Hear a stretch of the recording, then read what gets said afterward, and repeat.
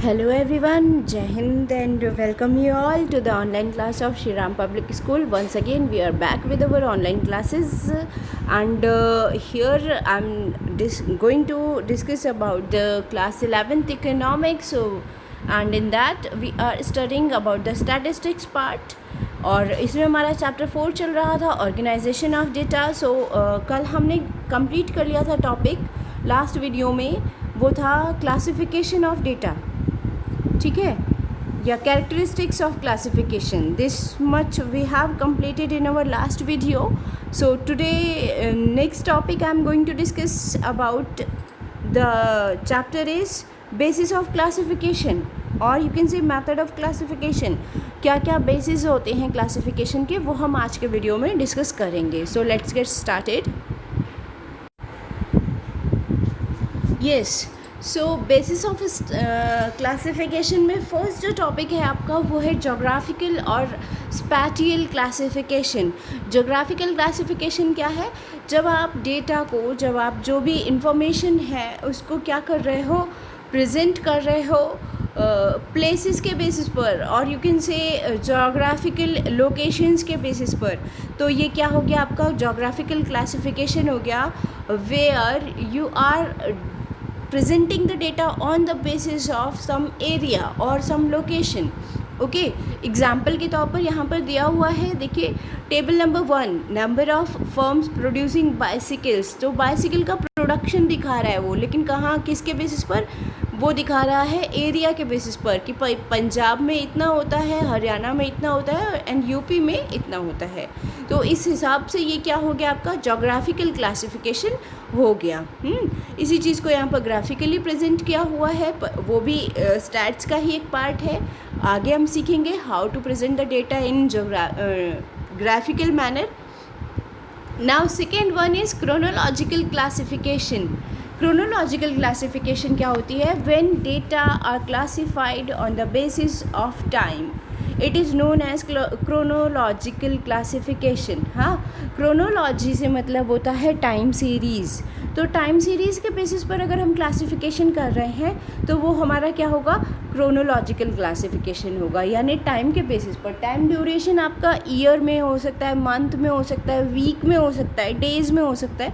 किसी भी बेसिस पर आप टाइम ड्यूरेशन के बेसिस पर अगर आप डेटा को प्रेजेंट कर रहे हो तो वो आपका क्या होगा? क्रोनोलॉजिकल क्लासिफिकेशन होगा. ठीक है, इसको एग्जाम्पल में देख लीजिए. टेबल नंबर 2 जो दी हुई है आपको, sales of a firm 2011 and 2013 में देख लीजिए, ईयर्स दिए हुए हैं. हाँ, अभी इसके पहले वाले में हमने क्या देखा था कि बेस क्या दिया हुआ था? प्लेसेस के बेसिस पर दिया हुआ था. फिर यहाँ पर फर्म्स का जो साइकिल्स का, बाइसिकल्स का प्रोडक्शन था वो दिया हुआ था. अगर यही प्रोडक्शन जो है, ये प्रोडक्शन मैं इसको ईयर के बेसिस पर करूँ, यहाँ प्लेस हटा दूँ, अगर यहाँ पर कर दूँ कि 1991 में इतना हुआ था, 1992 में इतना हुआ और 1993 में इतना हुआ. ठीक है, किसी पर्टिकुलर एक जगह पर से इन पंजाब और इन यूपी स्टेट में अलग अलग ईयर में इतना प्रोडक्शन हुआ है बाइसिकल्स का. तो ये मेरा क्या बन जाता है? ये जोग्राफिकल नहीं रह जाएगा, फिर ये बन जाएगा आपका क्रोनोलॉजिकल. सेम चीज़ यहाँ पर नीचे डिस्क्राइब की हुई है. क्रोनोलॉजिकल में यहाँ पर ईयर के बेसिस पर आपको डेटा दिया हुआ है. ठीक है, नेक्स्ट वन, थर्ड वन आ जाता है क्वालिटेटिव क्लासिफिकेशन. क्वालिटेटिव क्लासिफिकेशन क्या होता है? जहाँ पर क्वालिटीज़ या एट्रीब्यूट्स, मैंने पहले भी बताया था, स्टैट्स जो है वो आपका बेसिकली क्वांटिटेटिव एट्रीब्यूट्स की स्टडी है. एट्रीब्यूट्स मतलब जो आपकी क्वालिटीज़ हैं, क्वालिटी बेसिस, उनको आप क्या बोलते हो? एट्रीब्यूट्स. ठीक है, जब इनके बेसिस पर आप डेटा को क्लासीफाई करते हो तो ये आपका क्वालिटेटिव क्लासिफिकेशन है. पर ये क्या हो जाएगा आपका? बेसिकली स्टैट्स में मेनली हम क्वांटिटेटिव स्टडी करते हैं. अब यहाँ क्वालिटेटिव क्लासिफिकेशन किस तरह से करेंगे, इसको आप दो तरह से समझ सकते हो. जैसे एग्जाम्पल के तौर पर यहाँ पर दिया हुआ है, for example data may be classified on the basis of occupation. हमारा ऑक्यूपेशन क्या है? तो वो भी आपका क्या हुआ? एट्रीब्यूट्स हो गए ना भाई, मैं ये काम कर सकती हूँ और ये काम कर रही हूँ, ये मेरा प्रोफेशन है, ऑक्यूपेशन है. ठीक है, रिलीजन के बेसिस पर ये भी एट्रीब्यूट हुआ। Level of intelligence of the population, ये भी आपका क्या हुआ, एट्रीब्यूट हुआ। तो क्वालिटेटिव क्लासिफिकेशन में आप डिफरेंट एट्रीब्यूट्स को, जिनको कि आप न्यूमेरिकली एक्सप्रेस नहीं कर सकते, उन एट्रीब्यूट्स को बेस मानकर उनको और डेटा को आप एक्सप्रेस कर रहे हो। ठीक है, इसको दो तरह से कैसे कर सकते हो आप देख सकते हो। First one is simple classification. Simple classification क्या होता है, it is called classification according to dichotomy. Dichotomy, this is because data are divided on the basis of existence or absence of a quality। जैसे कि कोई भी मतलब data को आप इस तरह से प्रेजेंट कर रहे हो कि ये क्वालिटी कितने लोगों में है, या फिर इसको जस्ट रिवर्स कर दीजिए कि ये क्वालिटी कितने लोगों में नहीं है। तो उस हिसाब से आप इंफॉर्मेशन को प्रेजेंट कर रहे हैं और ये क्या हो जाएगा, आपका सिंपल क्लासिफिकेशन हो गया।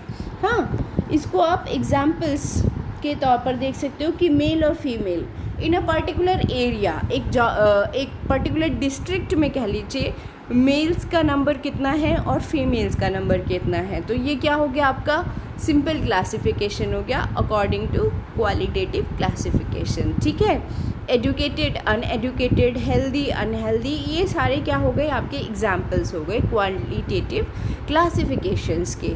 ओके, तो ये हो गया आपका तरीका किस तरह से आप क्लासिफिकेशन कर सकते हो क्वालिटीज़ के बेसिस पर। हाँ, वो क्वालिटीज़ जो कि उन डेटा में हैं।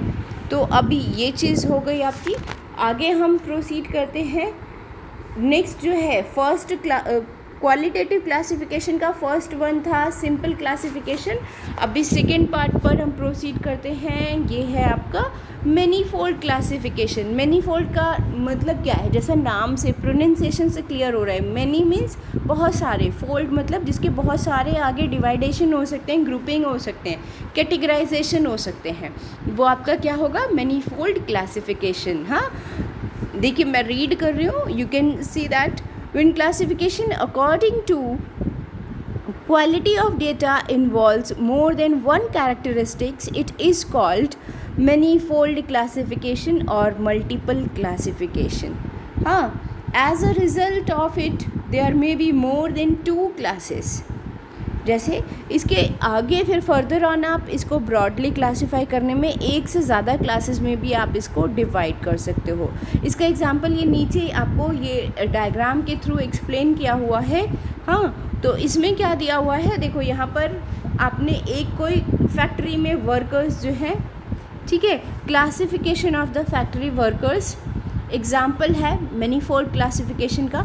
अब इसमें हम देख लेते हैं स्किल्ड वर्कर्स कितने हैं, अनस्किल्ड वर्कर्स कितने हैं। ठीक है, ये दो कैटेगरीज हो गई, इनके बेसिस पर आपने डेटा को रख दिया। उसी को फिर आगे फर्दर ऑन आप कैटेगराइज कर सकते हो। स्किल्ड में भी आपके लिटरेट कितने हैं और इलिटरेट कितने हैं, अनपढ़ कितने हैं, ये एक और क्लासिफिकेशन हो गया।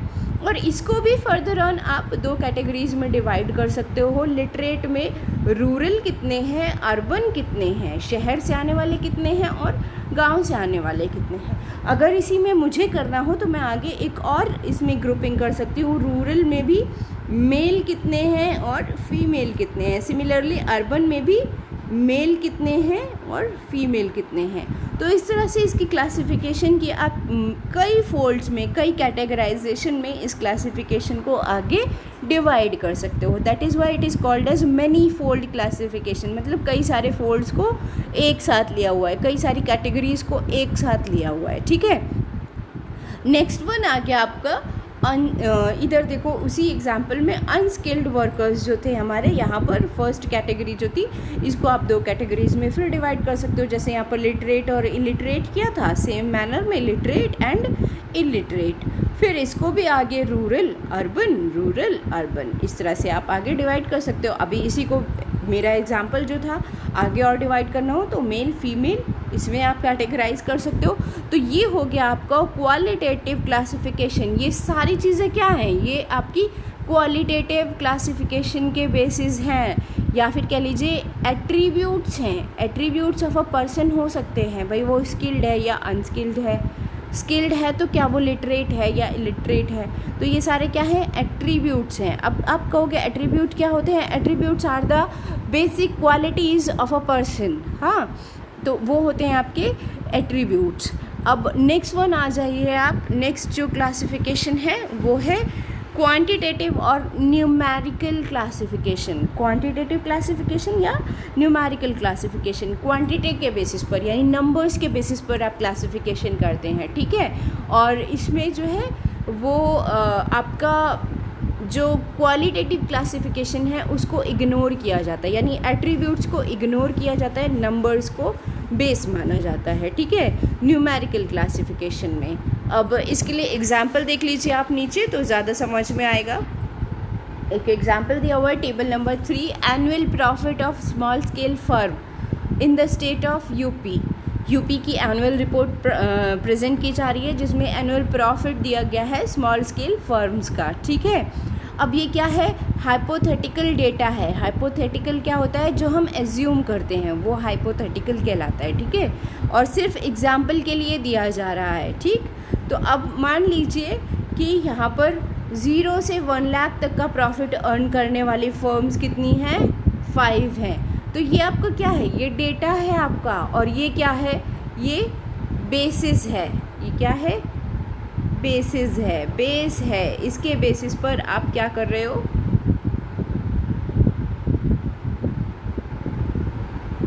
इसके बेस पर आप इसको क्लासिफाई कर रहे हो कि भाई 1 लाख तक का प्रॉफिट अर्न करने वाली फर्म्स कितनी है, 5 हैं। 1 लाख से 2 लाख तक का प्रॉफिट अर्न करने वाली फर्म्स कितनी हैं, तो वो हैं 150। 2 लाख से 3 लाख तक, देन आगे 4 लाख तक, then 5 lakh and then more than 5 lakh की फर्म कितनी है, तो 200 फर्म्स हैं। इस तरह से आपने नंबर्स के बेसिस पर नंबर्स को ही क्लासीफाई किया है, ठीक है। So these are the basis of classification. I hope इतना आपको समझ में आया होगा। Tomorrow we will proceed with the next topic, and next topic है आपका कॉन्सेप्ट ऑफ वेरिएबल। वेरिएबल क्या होता है, वेरिएबल के कॉन्सेप्ट को हम समझने की कोशिश करेंगे कल के वीडियो में, ठीक है, क्योंकि वेरिएबल के बेसिस पर ही आगे आप ग्रुपिंग करोगे, क्लासिफिकेशन करोगे। So it is very important topic, and so that's all for today, and tomorrow we will proceed the next topic. Thank you and have a good day.